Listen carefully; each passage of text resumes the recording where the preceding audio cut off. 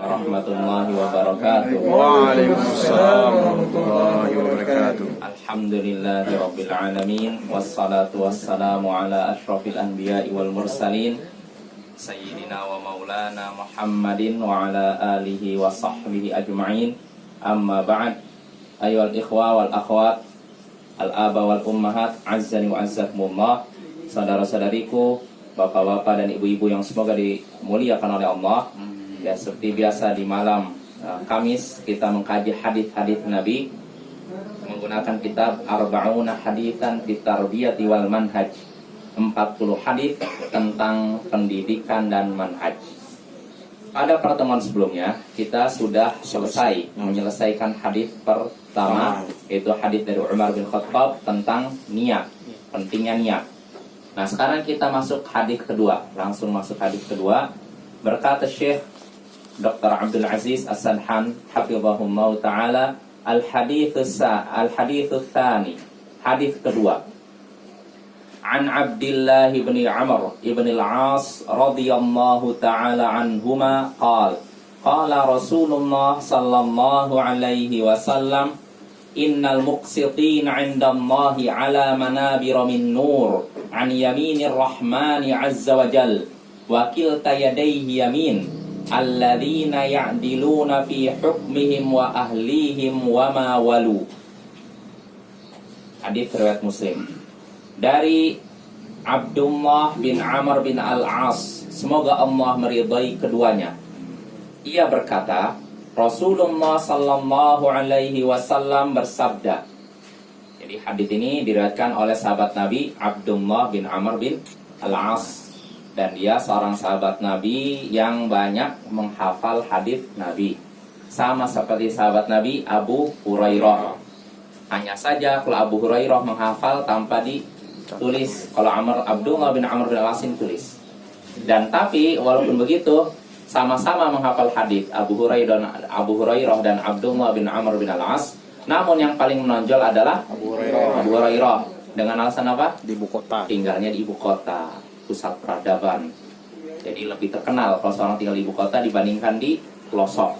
Karena Abdullah bin Amr bin Al-As ini tinggalnya di Mesir, sedangkan ibu kota pemerintahan Islam ketika itu di Madinah, di Arab Saudi. Itu Abdullah bin Amr bin Al-As. Jadi dia dan ayahnya kedua-duanya sahabat Nabi. Maka di sini disebutkan semoga Allah meridhai keduanya, Abdullah dan bapaknya yaitu Amr bin Al-As. Ia berkata, Rasulullah sallallahu alaihi wasallam bersabda, innal muqsitin 'indallahi 'ala manabir min nur. Sesungguhnya orang-orang yang adil di sisi Allah akan berada, orang yang adil di sisi Allah akan berada di atas mimbar-mimbar cahaya di samping kanan Tuhan yang Maha Pengasih. Wa kilta yadayhi yamin, dan kedua tangannya adalah kanan. Alladzina ya'diluna fi hukmihim wa ahlihim wa ma walu. Mereka itulah orang-orang yang berbuat adil dalam hal keputusan mereka dan terhadap keluarga mereka dan apa yang mereka kuasai. Ini hadisnya Bapak-bapak. Hadis ini riwayat Muslim. Di sini Nabi menyebutkan bahwa orang-orang yang berbuat adil, bersikap adil, nanti di sisi Allah di hari kiamat nanti akan ditempatkan di atas mimbar cahaya, mimbar-mimbar cahaya di samping kanan Tuhan yang Maha Pengasih, di samping kanan Allah Azza wa Jalla. Artinya kedudukannya sangat dekat dengan Allah. Wa kilta yadayhi yamin, dan kedua tangannya adalah kanan. Maksudnya apa nanti akan kita jelaskan. Lalu siapa yang dimaksud orang-orang yang adil sini? Nabi menyatakan mereka itulah yang berbuat adil dalam keputusan mereka. Misalkan seorang menjadi hakim, keputusannya adil. Ini, mereka itulah orang yang berbuat adil dalam keputusan mereka dan terhadap keluarga mereka dan apa yang mereka pimpin, apa yang mereka kuasai. Artinya di sini hadis ini memuji orang-orang yang adil, ya. Adil dalam segala hal. Jelas Bapak-bapak? Nah, ini singkat saja lah. Kita langsung membaca syarah atau penjelasan dari Syekh di sini. Udah ada. Ya, di sini Ya, qauluhu, sabda Nabi tadi sebutkan sesungguhnya orang-orang yang adil di sisi Allah akan berada di mimbar-mimbar cahaya, di atas mimbar. Maksudnya apa? Di sini kata Syekh, ucapan sabda Nabi tadi di atas mimbar-mimbar, fihi, dalam kalimat ini terdapat faidah pelajaran, annal adla fihi rif'atun fid dunya bimardatillahi azza wajal wa rif'atun fil akhirati ala tilkal manabir. Bahwasanya di dalam keadilan terdapat kemuliaan. Di dalam keadilan terdapat kemuliaan di dunia karena diridhai Allah, dan kemuliaan di akhirat yaitu dengan ditempatkan di mimbar-mimbar itu. Seorang kalau ditempatkan di mimbar, biasanya posisinya orang itu lebih terhormat kan Bapak ya. Ini di dunia kan begitu kan? Biasanya kalau misalkan ada acara apapun, kalau orang ditempatkan di mimbar, mungkin pejabat, ya kan? Bukan orang biasa. Kalau kita orang biasa mungkin duduknya di bawah atau di manalah kursi-kursi. Tapi kalau sudah ditempatkan di mimbar, ini orang mulia nih, orang punya kedudukan. Nah, begitulah yang akan dialami oleh orang-orang yang adil ketika di dunia. Nanti mereka akan dimuliakan. Di dunia dimuliakan dengan apa? Di sini kata Syekh, dengan diridhai Allah. Kalau orang sudah Allah ridhai, pasti Allah muliakan. Betul? Betul. Ya kan? Ini di dunia, sedangkan di akhirat tadi ditempatkan di atas mimbar-mimbar cahaya. Luar biasa. Jelas Bapak ya? Ini faedahnya jelas ya. Wa qaulu, dan sabda Nabi tadi di atas cahaya, di atas mimbar-mimbar cahaya, dari cahaya. Fihi, dalam kalimat ini, dalam sabda Nabi ini terdapat faedah annal adala nurun fid dunya. Bahwasanya keadilan adalah cahaya di dunia. Orang yang berbuat adil, orang yang bercahaya ya, di dunia. Wa qurratu ainil hakim wal mahkum, dan juga penyejuk mata bagi hakim dan orang yang diputuskan oleh hakim. Yang namanya keadilan adalah cahaya di dunia dan juga penyejuk mata bagi si hakim, pemberi keputusan, dan orang yang diberi keputusan. Artinya ketika seorang berbuat adil, seorang hakim berbuat adil, diputuskan misalkan terdakwa ini salah, keputusannya adil, benar, maka si hakim akan senang, ya kan? Dan si ini pun akan senang. Tapi kalau tidak adil keputusannya, kira-kira bagaimana? Ribut kan? Yang terdakwa akan merasa Dizolimi. adil, dia marah kamu, kecewa, mungkin ngamuk atau apa. Nah, yang hakim pun anggap dia yang gini, dia merasa tidak adil, tapi dia karena mungkin dapat sogokan, kamu harus penjara 30 tahun, padahal dia nggak bersalah. Nah, kira-kira senang tidak si hakim? Tidak punya Dia beban. merasa walaupun kekayaan dunia numpuk, tapi dia merasa resah. Saya sudah membuat orang tidak bersalah malah Bersalah. gimana nih? Ya kan? Nah, makanya keadilan itu penyejuk mata bagi si hakim dan orang yang diputuskan oleh hakim. Ya. Dan juga cahaya di dunia di situ. Wa jazaa'u dzalika nurun fil akhirah, dan balasan itu juga adalah cahaya di akhirat. Orang berbuat adil itu akan mendapatkan cahaya, disenangi. Betul, Bapak? Ya, sampai kalau orang kafir sekalipun, kita tahu kafir, orang kafir, tapi kalau dia berbuat adil, dua pemimpin misalkan ya. Kita misalkan contohnya di negara, di daerah mayoritas misalkan non muslim, ada dua pemimpin, yang satu terkenal apa istilahnya memusuhi, terang-terangan memusuhi umat Islam, sedangkan yang satu adil. Kira-kira kita kalau misalkan disuruh milih, harus pilih yang mana? Yang adil kan? Ya, fitrah manusia kan begitu kan? Memilih yang adil kan? Nah, begitulah manfaat dari keadilan, akan menjadi penyejuk mata, menjadi cahaya bagi orang yang melaksanakannya. Kama anna zulma zulumatun fid dunya wa zulumatun yaumal qiyamah. Sebagaimana kezaliman adalah kegelapan di dunia dan kegelapan di akhirat. Karena lawannya adil adalah Zalim. zalim, itu zalim. Adil itu secara bahasa wad'u syai' fi mahalli, menempatkan sesuatu pada tempatnya. Ya, contohnya Bapak, ini tempat peci kan? Tempatnya di mana? Nah, kalau tempatkan kaki, adil tidak? Namanya zalim.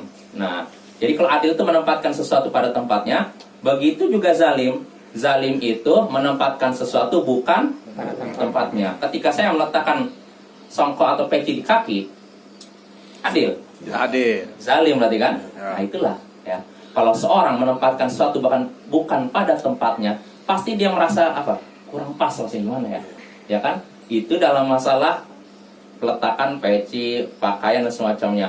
Maka apalagi terkait darah, harta dan kehormatan orang lain. Seorang tahu ini nggak bersalah, dia katakan bersalah.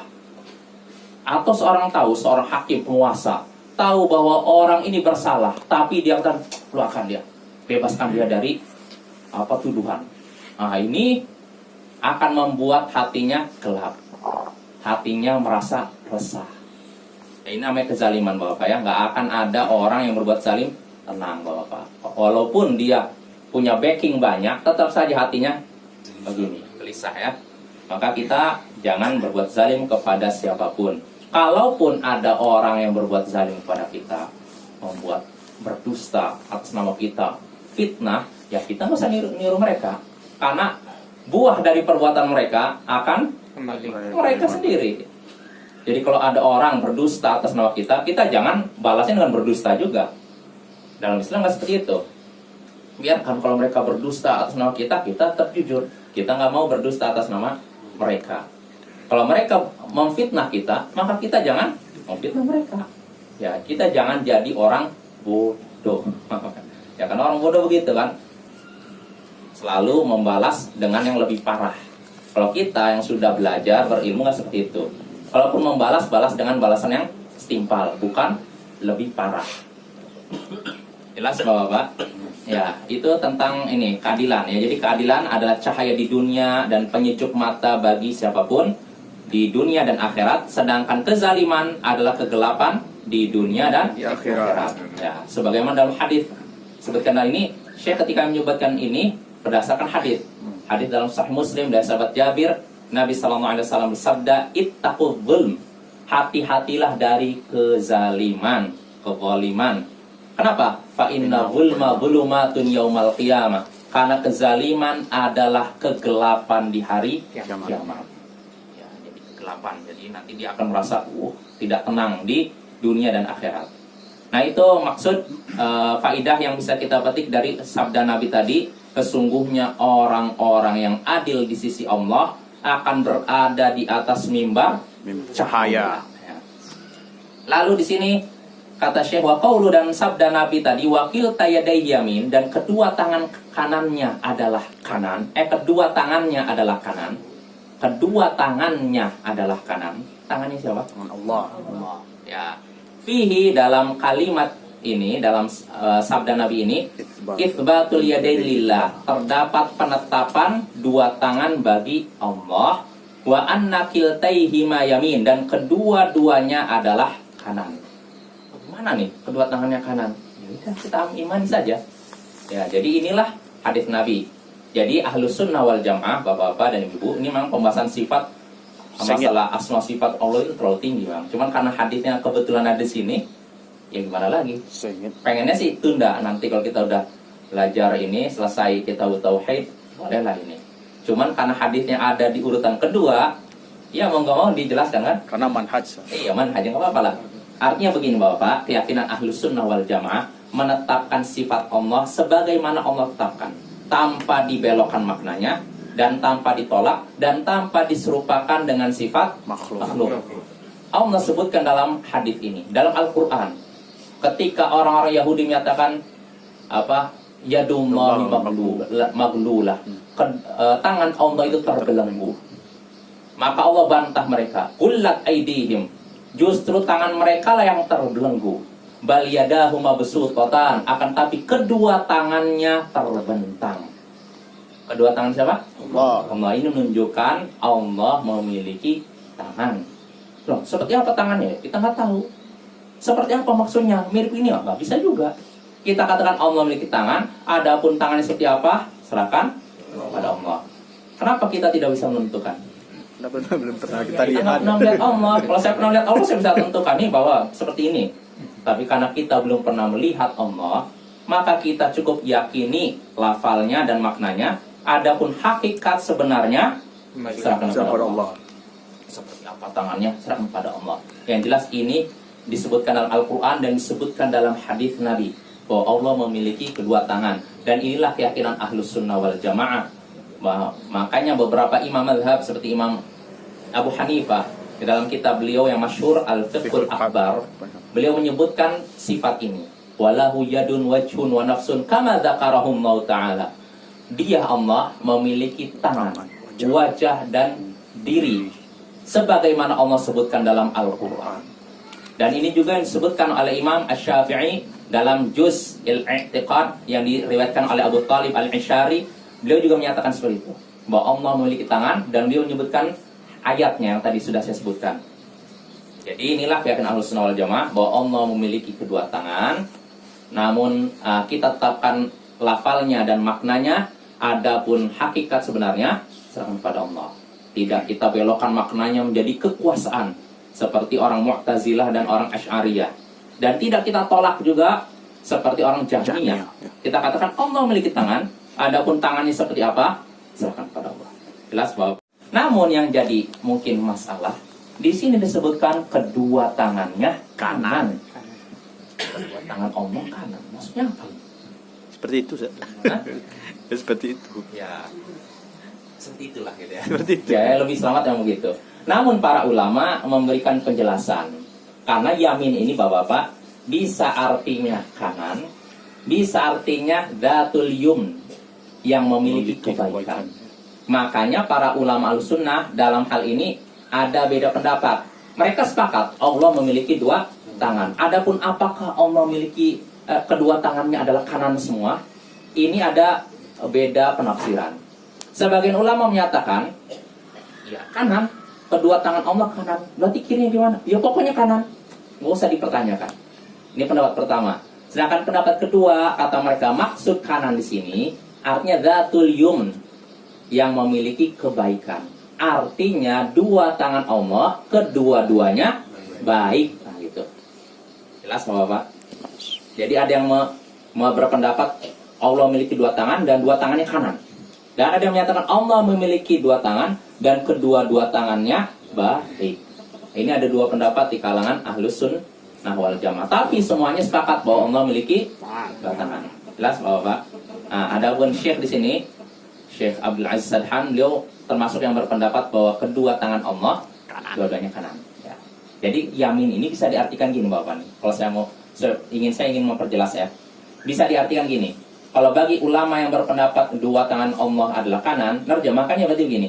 Dan kedua tangan wakil tayadaihi yamin, kedua tangan Allah adalah kanan. Ini pendapat ulama yang pertama. Sedangkan yang kedua nerjemahkannya berarti begini. Wakil tayadaihi yamin, kedua tangan Allah adalah baik. Jelas Bapak? Ya, jadi ya ini aja Pak, ada kelapangan ya. Yang mau meyakini dua tangannya kanan silakan, tapi yang meyakini dua tangannya artinya baik juga silakan. Karena tidak ada nas yang tegas selain ini. Jelas Bapak? Ini masalah sifat sebenarnya berat. Tapi bagaimana lagi sekalian jalan lah. Ya, itu sabda Nabi. Lalu berikutnya, wa qaulu, dan sabda Nabi yang disebutkan di atas, alladzina ya'diluna fi hukmihim. Tadi orang-orang yang berbuat adil di sisi Allah akan menempati mimbar dari cahaya. Siapa itu? Alladzina ya'diluna fi hukmihim, yaitu orang-orang yang bersikap adil dalam hal keputusan mereka. Nah, kata Syekh, dari kalimat ini terdapat faidah syumuliyatut tsana'i 'alal 'adl. Pujian yang umum bagi sikap adil. Artinya sikap adil ini dipuji, secara umum dipuji. Sawa'un kanal 'adlu qaulan aw fi'lan aw siwa dzalik. Baik keadilan itu berupa perkataan atau perbuatan atau selain itu. Ini adil itu terpuji Bapak ya. Baik berupa perkataan, perbuatan maupun selain itu. Adapun perkataan di sini diantaranya Allah sebutkan, Syekh menyebutkan dalilnya dalam Al-Quran, yaitu surat Al-An'am 152, wa idza qultum fa'dilu walau kana dza qurba. Kalau kalian berkata, maka adillah walaupun terhadap kaum kerabat. Ya contohnya, misalkan saya jadi hakim. Lalu ada terjadi kasus, misalkan anak saya atau kerabat saya, mungkin paman saya atau adik saya atau bibi saya bersalah, dibawa ke pengadilan. Saya sebagai hakim dan dia kerabat saya, maka sikap saya harus bagaimana? Adil. Harus hadir. Putuskan Anda salah. Kalau engkau berkata maka adillah walaupun kepada kerabat. Jangan mentang-mentang kerabat, gimana ya? Gimana? Bingung. Ya, jangan seperti itu ya. Jadilah adil kepada siapapun ya, termasuk kepada keluarga sendiri. Ya, seperti yang contohkan Nabi. Disebutkan oleh Sahih Bukhari Muslim bahwasanya suatu hari orang-orang Quraisy merasa resah, gelisah. Karena apa? Ada kasus seorang wanita syarifah, wanita yang terhormat di kalangan Quraisy mencuri. Sedangkan dalam Islam mencuri hukumannya potong tangan kan? Nah, yang jadi masalah orang Quraisy merasa, wah nggak cocok, ini wanita terpandang, ini terhormat, masa dia dipotong tangannya, gimana ini? Oh, mereka rasa gimana nih, nggak pantas sepertinya orang terhormat dipotong tangan. Akhirnya mereka mikir siapa yang kira-kira yang bisa melobi Rasulullah supaya membatalkan hukuman itu. Akhirnya mereka mikir, oh mungkin cocoknya Usama. Usama ini Kecintaan Rasulullah, kesayangan Rasulullah dan anak dari orang yang sayangi Rasulullah. Karena Usama bapaknya Zaid bin Harithah. Zaid bin Harithah ini kesayangan Rasulullah dan Usama juga sayangan Rasulullah. Nah, siapa tahu kalau yang melobinya orang yang disayangi Nabi, mungkin Rasulullah akan membatalkan hukuman potong tangan. Akhirnya datanglah Usama kepada Rasulullah meminta keringanan untuk wanita Quraisy tadi. Maka Rasulullah pun marah. Beliau berkata, "Atashfa'u fi haddin min hududillah?" Apakah engkau ingin membatalkan hukum Allah? Lalu setelah itu Rasulullah pun berdiri di hadapan para sahabatnya, lalu berkata, "Innama ahlakal ladina qablakum annahum kanu idza saraqa fihi musyarif taraku." Sesungguhnya yang menyebabkan orang-orang sebelum kalian binasa, yang menyebabkan orang-orang sebelum kalian, siapa orang sebelum kalian? Yahudi dan Nasara. Yang menyebabkan orang-orang sebelum kalian binasa, yaitu jika ada di antara mereka orang terhormat yang berbuat jahat, yang mencuri, maka mereka pun jatuhkan hukum tidak menjatuhkan hukuman kepadanya. Jadi kalau ada di kalangan orang Yahudi Nasara mencuri, nggak dijatuhkan hukuman. Wa idza sarqa fi mudha'if aqamu 'alail had. Tapi kalau yang mencurinya orang yang kedudukannya rendah, bukan punya kedudukan, barulah mereka potong. Waimullah, demi Allah kata Rasulullah, "Lau anna Fatimah binta Muhammadin saraqat laqata'tu yadaha." Demi Allah, seandainya Fatimah putri Muhammad mencuri, niscaya akan aku potonglah kedua tangannya. Ketegasan Rasulullah SAW, keadilan Rasulullah SAW. Jadi kalau yang salahnya anaknya tetap harus harus dipotong. Nggak mentang-mentang ini anak saya sendiri atau kerabat saya sendiri dilindungi. Nah, ini namanya kezaliman, itu tidak adil. Ya, jadi ini kita harus adil dalam ucapan. Dan di sini dalam perbuatan diantaranya disebutkan Syekh tadi dalam surat An-Nisa ayat 58, "Wa idza hakamtum bainan nasi an tahkumu bil 'adl." Jika kalian memutuskan hukum di antara manusia, perkara di antara manusia, maka hendaknya memutuskan dengan adil. Nah, ini. Jadi siapapun yang menjadi penguasa, hakim harus adil. Walaupun orang yang kita putuskan bukan orang Islam, orang sesat, misalkan orang Syiah, jadi warga negara Muarasi Beirut. Nah, dia punya hak dan kewajiban kan? Ya, kewajibannya misalkan ya menunaikan kewajiban sebagai warga negara. Haknya ya misalkan dia kalau ada BLT, dia kan wajib ini juga kan? BLT kan untuk semua masyarakat kan?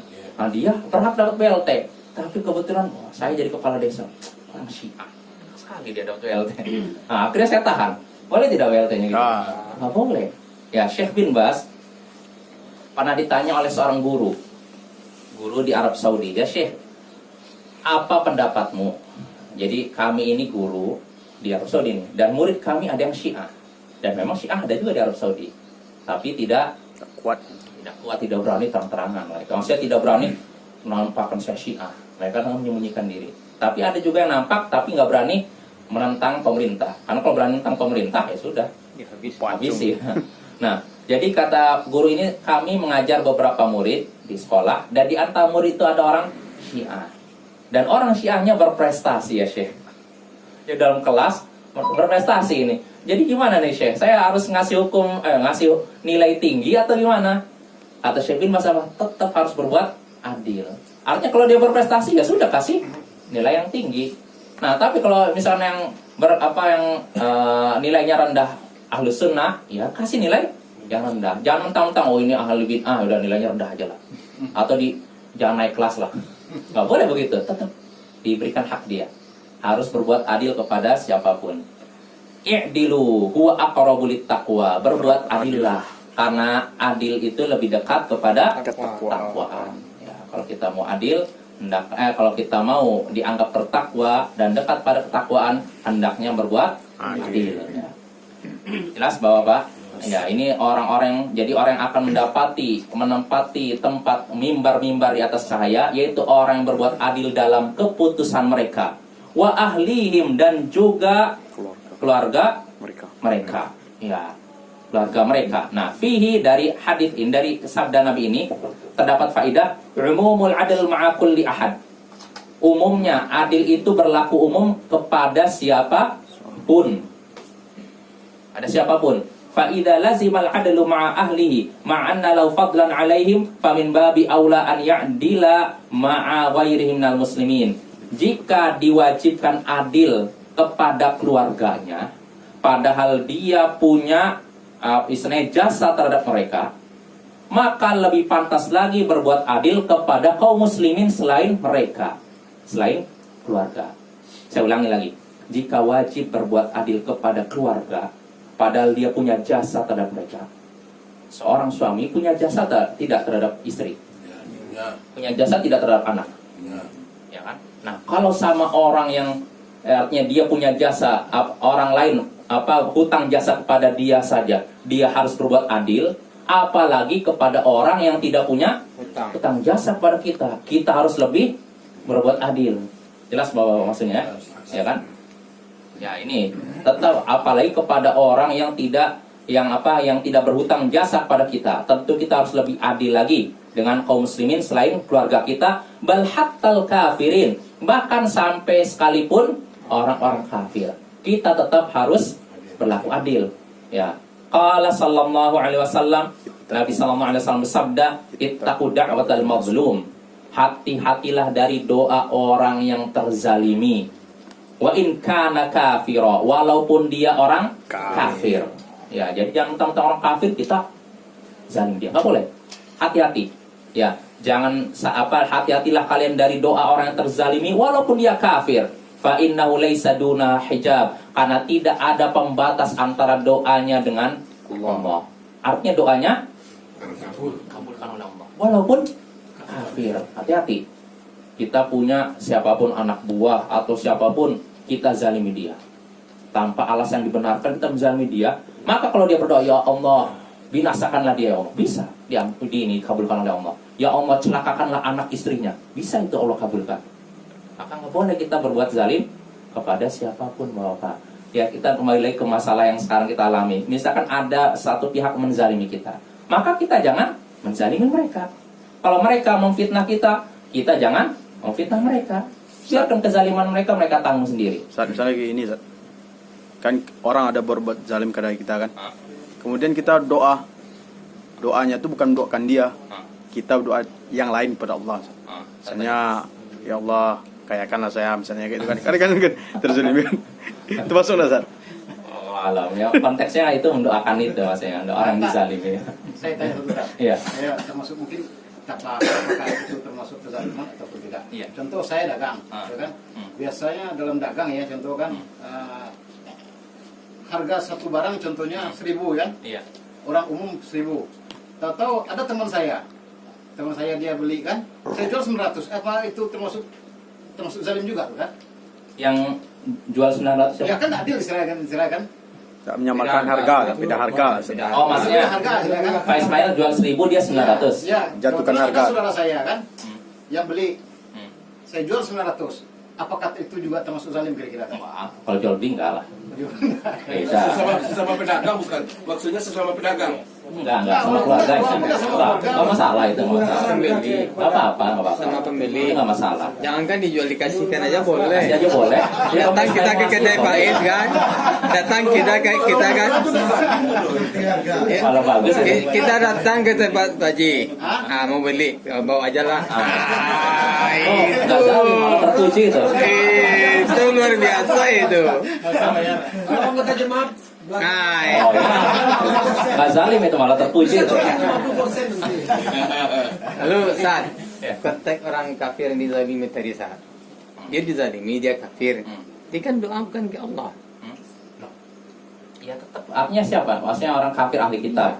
Ya, Ahli kitab ini Allah. Dia Misalnya Tuhan lain. berdoa sama Buddha atau apa, misal batu. Kalau Buddha, wallahu a'lam ya. Tapi kalau ahli kitab, Allah Tuhan mereka. Mereka yakin bahwa yang memberikan ini Allah. Jadi ini tuh apa istilahnya? Rububiyahnya kan masih itu sekedar perantara aja bagi mereka. Tapi kan bukan Allah yang kita sembah, Tuhan mereka. Nah, mereka itu pada hakikatnya sebenarnya mereka meyakini yang mau menciptakan, mengabulkan apa itu Allah. Cuman mereka beribadahnya kepada anaknya Allah katanya gitu. Perantara, ya. Pada hakikatnya mereka meyakini, apalagi Yahudi. Yahudi nggak meyakini adanya anak Tuhan mereka. Yang mereka sebut itu Tuhan Bapa. Kalau Ya, dewa itu artinya gimana? Tuhan satu Allah. Sama batu. Kalau dewa itu gimana itu? Nah, Itu kalau ya. itu yang jelas kezaliman kepada siapapun nggak boleh, walaupun kepada ini agama itu, agama ini selain ahli kitab ya, tetap nggak boleh. Nah, ini terkait doanya sebetulnya. Iya. Tapi kalau zalim kepada Ya, siapapun. tapi kalau yang ahli kitab bisa jadi. Doanya itu yang Iya, kalau ahli kitab bisa. Kalau ahli kitab Tuhan mereka Allah juga, Bapak ya. Misalkan agama misalnya Nasrani, agama mereka apa? Tuhan mereka kan 3, ada Tuhan Bapa, Anak dan itu kan Ibu kan. Yeah. Nah, Tuhan Bapa maksudnya Allah. Kalau Yahudi 1, sama seperti umat Islam. Maka jangan sampai kita menzalimi mereka. Kalau mereka berdoa, Allah kabulkan. Ya, hati-hati ya. Jadi kezaliman nggak boleh kepada siapapun, walaupun kepada orang kafir. Ya, harus adil. Dan ini kisah ini, pembahasan ini mengingatkan saya dengan kisah Abdullah bin Rawahah. Kisah yang disebutkan oleh Musnad Ahmad. Jadi ketika Nabi SAW, pasukan kaum muslimin berhasil menguasai Khaybar. Khaybar ini kan dikuasai oleh orang Yahudi. Nah, kaum muslimin menguasai Khaybar, takluk, orang-orang Yahudi Khaybar yang terendah kami nyerah. Nah, ternyata Rasulullah nggak ngusir mereka. Mereka dipekerjakan di situ untuk urus kebun tanaman, kebun tanaman. Akhirnya kata Rasulullah, sudah kalian urus tanaman ini, nanti bagi hasil istilahnya. Nanti untuk kalian ambil berapa hasilnya, berapa persen, untuk kami berapa persen. Nah, akhirnya Rasulullah selesai begitu. Nah, di kemudian hari Rasulullah mengutus Abdullah bin Rawahah kepada Yahudi Khaybar ini untuk apa? Menaksir perkiraan ini panennya berapa dan bagi-bagi hasil itu. Nah, akhirnya datanglah Abdullah bin Rawahah kepada mereka. Lalu Abdullah bin Rawahah pun berkata apa? Ya ma'asyarul Yahud, antum abghadul khalqi ilai. Wahai kaum Yahud, kalian ini makhluk yang paling aku benci. Bayangkan, dia mengatakan itu, wahai orang Yahudi, kalian ini makhluk yang paling aku benci. Qataltum anbiya Allah, kalian sudah membunuh nabi-nabi Allah. Wa kadzabtum ala Allah, dan kalian juga sudah berdusta atas nama Allah.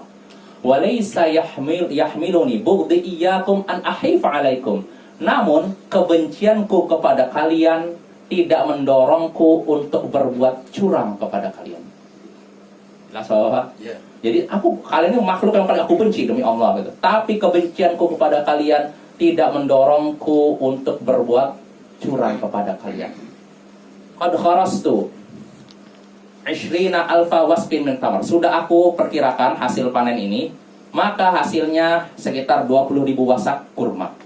Ini kata Abdullah bin Rawahah, fa in syi'tum falakum. Kalau kalian mau nerima nih perkiraan saya, silakan kalian ambil. Wa in abaitum fali. Kalau kalian tidak nerima, artinya mungkin enggak kurang pas ukurannya, maka kembalikan lagi ke aku, biar aku hitung lagi. Nah, ini sikap apa? Abdullah bin Rawahah. Jadi kalian ini makhluk yang paling aku benci. Kalian membunuh nabi-nabi Allah, kalian juga berdusta atas nama Allah. Namun kebencianku kepada kalian tidak mendorongku untuk berbuat curang kepada kalian. Sudah aku hitung hasil panen kalian ternyata diperkirakan 20.000 wasak kurma. Silakan kalau kalian mau ambil, kalau tidak nanti kembalikan lagi kepada aku. Nah, apa reaksi orang Yahudi mendengar perkataan Abdullah bin Rawaha? Bihadza qamatis samawati wal ardh. Dengan keadilan semacam inilah langit dan bumi tegak. Inilah akhlak seorang Muslim, adil, Bapak. Pada siapapun, walaupun pada orang kafir. Orang kafir ini, orang apalagi Yahudi, ini memang makhluk yang paling dibenci. Sampai Abdullah bin Rawaha menyatakan terang-terangan di hadapan mereka, kalian ini makhluk yang paling aku benci. Tapi walaupun begitu, dia nggak mau menzalimi mereka. Nah, ini yang perlu kita tiru. Di atas mereka, jangan zalimi mereka. Ya, biarkan mereka tunaikan hak mereka. Jelas Bapak ya? Ini akhlak seorang muslim, sekali lagi ya. Jangan sampai kebencian kita kepada suatu kaum menyebabkan kita tidak berlaku adil. Ini Allah ingatkan bahkan dalam Al-Quran, dalam surat Al-Ma'idah ayat 8, wala yajrimannakum syana'anu qaumin ala alla ta'dilu. Jangan sampai kebencian kalian kepada suatu kaum. Kaum ini siapa? Umum, bisa orang kafir kah, orang munafik kah, ahli bid'ah kah, siapapun. Janganlah kebencian kalian kepada suatu kaum mendorong kalian untuk tidak berlaku adil. I'dilu, berlaku adillah, huwa aqrabu littaqwa, karena adil itu lebih dekat kepada takwa. Ya, maka hendaknya kita berlaku adil, Bapak ya. Padahal dzalika ala annal adla lazimun ma'a kulli ahad. Jadi setelah menyebutkan hadis tadi yang hati-hatilah dari doa orang yang terzalimi walaupun kafir, kata Syekh, hadis ini menunjukkan bahwasanya adil, bersikap adil adalah wajib kepada siapapun. Tidak ada yang dikecualikan. Ya. Oh iya, termasuk pada hewan. Hewan kan punya hak kan? Nah, ketika seorang mempekerjakan hewannya, dipekerjakan terus pekerjaan berat, tidak dikasih makan, tidak dikasih minum, adil? Tidak adil ya. Maka kita harus adil ya. Jelas Bapak-bapak? Sudah jam berapa nih? Masih ada. Sampai jam berapa ini adzan? Orang itu talim juga. Juga. Oh ya udah. Sampai inilah 2 menit lagi lah. Wa qauluhu, dan sabda Nabi tadi. Jadi orang yang akan menempati mimbar-mimbar dari cahaya, yaitu orang-orang yang bersikap adil dalam keputusan mereka dan terhadap keluarga mereka dan apa yang mereka pimpin. Apa yang mereka pimpin rakyatnya gitu loh. Fihi, dalam sabda Nabi ini, talazumul adli ma'al amanati wa annahu la yu'addi alladhi tumina amanatahu allati wali 'alaiha illa bil 'adl. Dalam sabda Nabi ini terdapat saling berkaitan antara keadilan dengan amanah. Yang namanya keadilan saling berkaitan dengan amanah. Maksudnya apa? Bahwasanya orang yang diberi amanah untuk memimpin sesuatu, dia tidak bisa menunaikan amanah tersebut kecuali dengan keadilan. Ini menunjukkan adil dengan amanah saling, ya kan? Ya. Jadi seorang yang dapat amanah nggak mungkin bisa menunaikan amanah yang dia berikan kecuali dengan keadilan. Nah, jelas Bapak ya. Orang adil, orang bisa menunaikan amanahnya dengan adil. Dan orang yang adil berarti orang yang amanah, saling berkaitan. Ya mungkin cukup Bapak ya. 1929 ya. Sekarang kita kan wirid ini. Ya. Orang itu wirid di sana. Ya. Jadi kita wirid di sana kan ada kita minta dulu wirid sana. Katanya iya. Tapi selalu diajak di HP ini. Orang itu kan enak di masjid ya, kalau dapat ajaran di masjid kan, itu pemimpin itu adil dia tuh. Itu. Insya Allah nggak perlu dijawab, orang udah tahu semua. Ya. Tapi terima besok bagiannya dah. Dia lagi nyawa jaya Kita zalim itu kan dikabulkan Allah. Iya, betul. Bagaimana pula dengan doa kalau kita senangkan dia walaupun dia itu non-muslim atau kafir lah. Contohnya gimana Pak? Doa senangkan. Iya. Contohnya gimana? Ini kita menzalimi, doanya itu dikabulkan Allah walaupun dia kafir. Iya, betul. Sekarang kita berbuat baik kepada dia. Dia senang. Masih digembirakan. Masih gini. Bagaimana dengan doa yang tadi? Oke, jadi gini, setelah kita menzalimi dia, kita minta maaf. Gitu maksudnya. Bisa jadi, atau kita berbuat baik aja. Karena sesama manusia kita berbuat baik, karena dia bukan muslim, tapi dia mendoakan kita. Bagaimana posisi doanya itu terhadap kita? Doa yang baiknya itu. Iya, doa baiknya. Padahal dia non muslim. Kalau doa baik, saya nggak tahu Pak, itu diambil.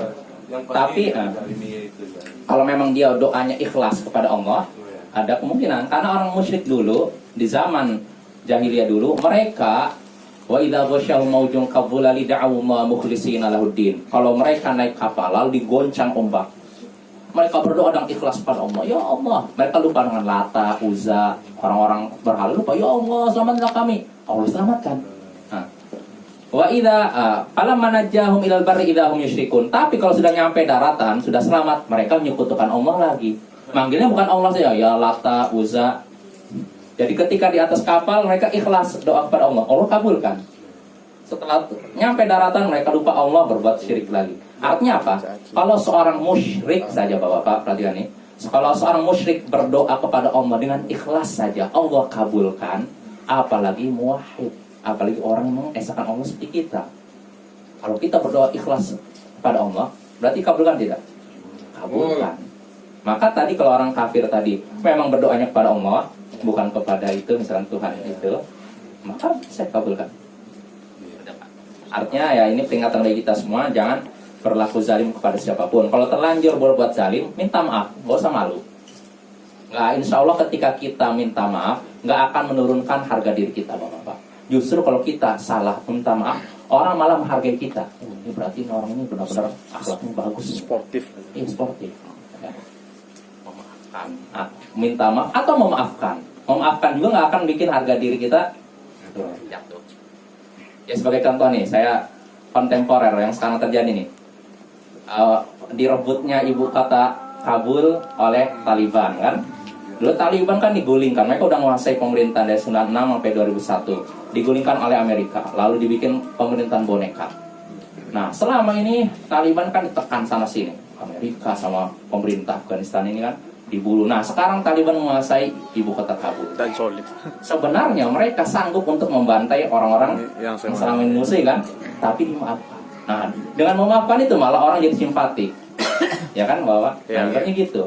Kalau kita bisa maafkan orang, padahal kita mampu untuk membalasnya, justru Allah akan muliakan kita.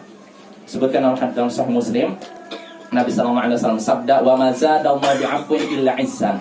Tidaklah seorang hamba memaafkan kecuali Allah akan tambah kemuliaan bagi dirinya. Jadi makin maafkan, makin Allah tambah kemuliaan kita. Keras, Bapak. Jadi jadi sakit hati dah maafkan.